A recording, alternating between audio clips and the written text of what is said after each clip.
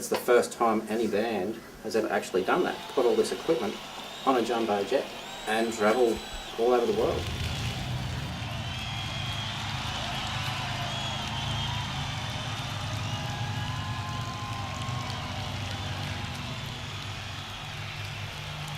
We shall go on to the end. We shall fight in France. We shall fight on the seas and oceans. We shall fight with growing confidence and growing strength in the air. We shall defend our island, whatever the cost may be. We shall fight on the beaches. We shall fight on the landing grounds. We shall fight in the fields and in the streets. We shall fight in the hills. We shall never surrender. Aces High, telling the story from a cockpit in the Battle of Britain.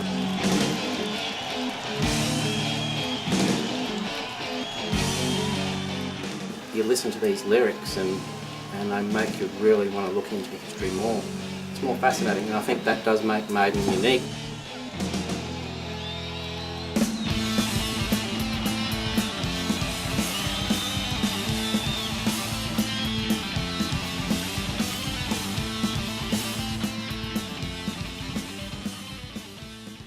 Documentary. Well, I hope as many people actually do see the Iron Maiden one as they did see Al Gore's. Look, it's just one of those things where more people should know about this stuff, what this band is doing, how many fans they have in different cultures in the world, and how much they're loved by loyal fans. The lead singer flies a huge jetliner full of gear, all the crew and the band members, and flies all over the world so that they can get to these obscure countries and do tour dates in these places no one else would go to. There's quite a lot of validity to trying to make music that people do take seriously, and it's not just, although people say, it's metal, it's all a bit of a laugh, isn't it? But it's not to me, and I think if you're going to do something, you should take it seriously. You have to have a vision. I mean, I'm not the best guitar player in the world, but I have vision, and I can recognize that in them, that when you can have a common goal and the whole band embraces that common goal and they work toward it, that's half the battle. What Maiden writes about, more things about what happens in life, and it's not directly going for the sale on we talk about the devil, we write songs about the devil, it's just to get album sales. Iron Maiden wrote one song about a nightmare, and it's ridiculous because, it's music, and that's just a topic in the story. All over the world, you can walk into Kmart and your 6-year-old boy can walk in and buy a Clive Barker novel or a Stephen King novel and stuff that's talking about scary stuff like the devil, and a whole lot more scary stuff from 666 and Number of the Beast. But if it's put to music, people freak out. It's just a subject matter that as soon as people hear that it's in music, it's treated completely different, which I think is wrong. Maiden have never been about that. Maiden have never been about, we want to make this album as satanic as possible to try and get that scary element and that young fan base. I think because they're more serious than that. Number of the Beast, that was about Steve Harris's nightmare. And it blew up into a big thing, and of course they used it to their advantage.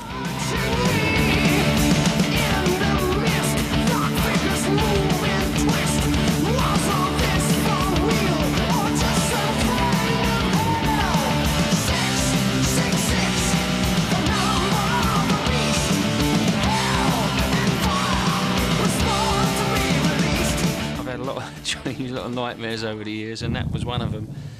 And it was just that the twist that it was supposed to be that which not actually happened in the dream, but it just sort of did a little twist at the end where it's supposed to you're not supposed to be sure what's real and what's not real. And the poem Tam O'Shanter, which I did at school, that had stuck in my mind over the years as well, and it was a bit like that, as if being sort of chased through the forest or whatever and stuff like that.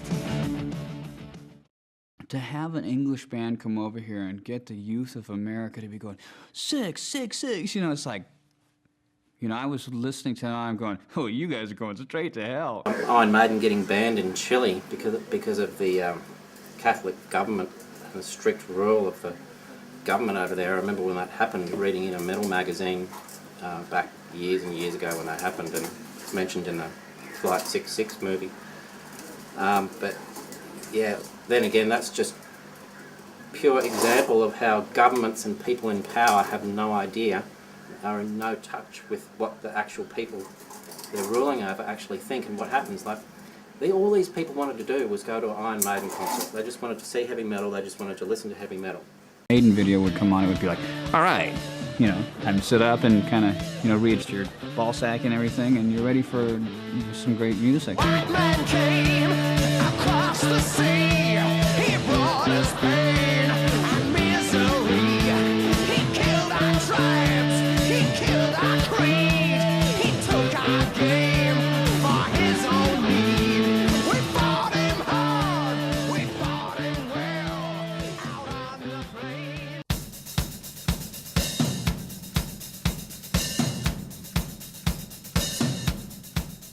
Derek Riggs, I think, is the most original artist I've ever known, and sticks to what he knows best and does so well. Iron Maiden album covers are just fascinating, they still fascinate me. And, I mean, anyone that's seen the artworks that he's done, there's so many different varieties, and it's just awesome artwork. That's a big thing about Iron Maiden, it's great album covers. You know, if you're going to buy an Iron Maiden album, you're going to get some great artwork. It started just from a self-made prop and grew to this head that was, you know, a stage prop, and it got bigger and bigger, and then Derek Riggs came in later with the first Iron Maiden album cover, and they've asked this artist to, being Derek, to, you know, draw Eddie. If you could see from our side of the fence, it'd be like the audience's face lights up basically when Eddie comes on. It's just the smiles on their faces, and you know, they're just into it. It's still one of the best moments in rock and roll when Eddie actually wanders on. If I don't get bored after seeing him 200 nights a year, then a kid who sees him once every 3 years won't get bored either. You know, and it's just it's fun.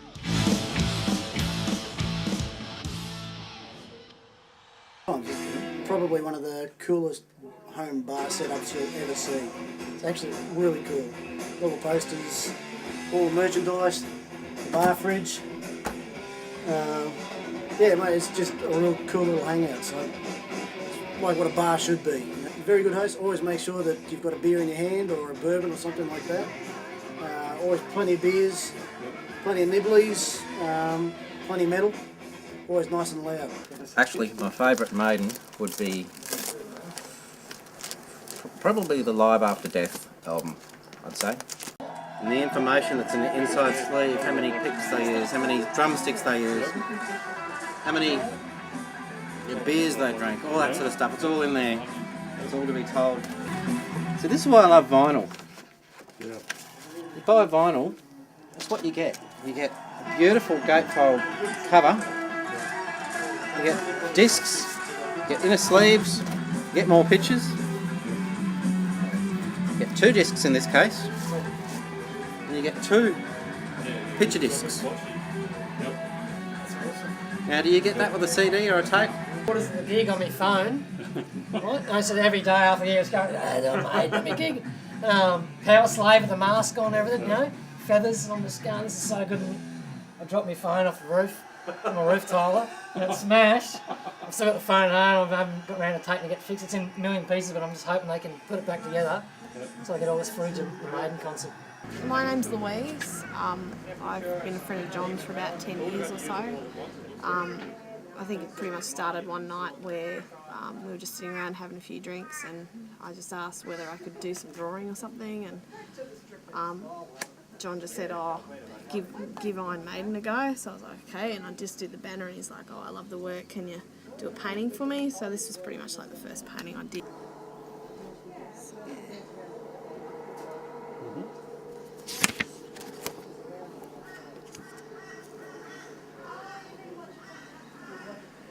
I think this one took me probably about 2 months to do. It actually wasn't as hard as I thought it was going to be. There's a lot of detail and stuff in it, but yeah, it worked out pretty well. It was probably about 8 weeks or so, and I gave it to him on his 30th birthday, so yeah, he was pretty stoked to get it.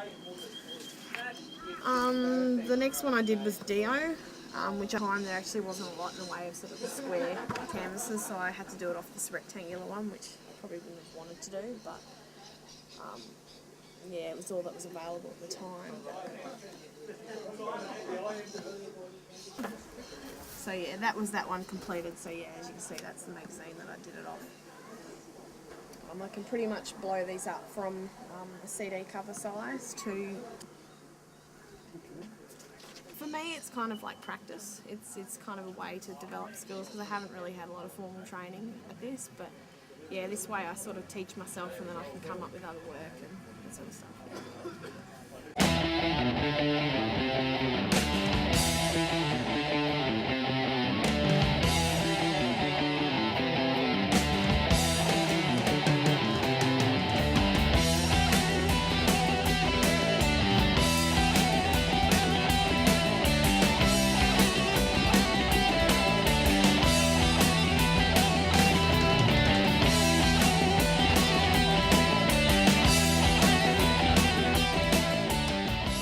Maiden fans, you know, they're just guys that want to go out and listen to heavy metal, drink a few beers and have fun. We used to cruise around and Jono had an old car with 8 speakers in it. The Bong Wagon. The Bong Wagon, they had 2 in the front, 2 in the back, 4 in the back, actual back, you know, back compartment of the wagon, and then we'd cruise around listening to Killers tape over and over and over.